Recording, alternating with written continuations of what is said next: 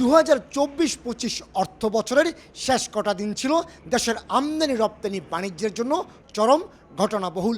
বিশেষ করে শুল্ক বিভাগের কর্মকর্তা কর্মচারীদের আন্দোলনে বিপর্যয়ের কবলে পড়েছিল দেশের রাজস্ব খাত।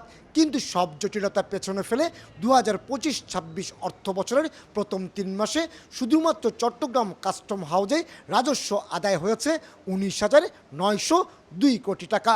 একক মাস হিসেবে সেপ্টেম্বরেই 7,000 কোটি টাকার বেশি রাজস্ব আদায় হয়েছে। বাংলাদেশে আমদানি এবং রপ্তানি বিগত বছরের তুলনায় স্বাভাবিক রয়েছে এবং বিশেষত জ্বালানি তেল এবং অন্যান্য ইন্ডাস্ট্রিয়াল পণ্যগুলো স্বাভাবিক হারেই আমদানি হচ্ছে, ফলে রাজস্ব আদায়ও গতিশীল রয়েছে। মূলত বন্দর দিয়ে আমদানি থেকে কাস্টমসের রেকর্ড রাজস্ব হয়, আর তাই একই সময়ে চট্টগ্রাম বন্দরে বেড়েছে কন্টেনার এবং কার্গো হ্যান্ডেলিং। এই 3 মাসে 1031টি জাহাজের মাধ্যমে আমদানি রপ্তানি পণ্য বোঝায় 9,27,000 কন্টেনার এবং 3,29,00,000 মেট্রিক টন কার্গো পণ্য হ্যান্ডেলিং করেছে চট্টগ্রাম বন্দর। চট্টগ্রাম বন্দরের মাধ্যমে আমদানি রপ্তানি টোটাল প্রবৃত্তিটা বেশি আছে এবং এটা আমরা মনে করি চট্টগ্রাম বন্দরের জন্য অত্যন্ত ভালো এবং দেশের অর্থনীতির জন্য ভালো। চলতি বছরের গত 3 মাসে বেসরকারি অফডকগুলো 2,27,000 রপ্তানি এবং 90,000 আমদানি কন্টেনার হ্যান্ডেলিং করেছে, যা গত বছরের এই সময়ের তুলনায় আমদানিতে 30.28% এবং রপ্তানিতে 12.49% বেশি। দেশের অর্থনীতিকে গতিশীল রাখতে রাজনৈতিক স্থিতিশীলতার কোনো বিকল্প নেই। তার উৎকৃষ্ট উদাহরণ 2025-26 অর্থ বছরের প্রথম 3 মাসের আমদানি রপ্তানি এবং রাজস্ব আদায়ের চিত্র।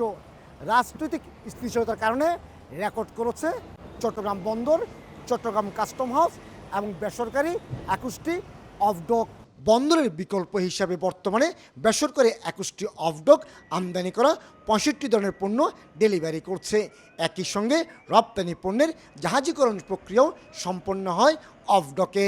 2025-26 অর্থ বছরের প্রথম 3 মাসে অফডকগুলোতে আমদানি এবং রপ্তানি পণ্য হ্যান্ডলিংয়ের ক্ষেত্রে আমরা উল্লেখযোগ্য প্রবৃদ্ধি লক্ষ্য করেছি।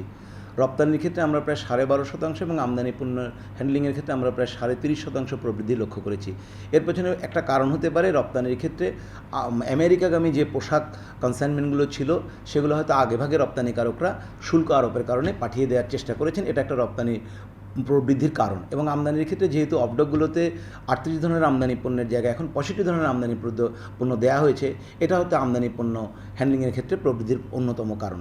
বিশ্বের ব্যস্ততম 100 বন্দরের মধ্যে 68তম অবস্থানে থাকা চট্টগ্রাম বন্দর 2024-25 অর্থ বছরে 32,96,000 কন্টেনার এবং 13,07,00,000 মেট্রিক টন পণ্য হ্যান্ডেলিং করেছে।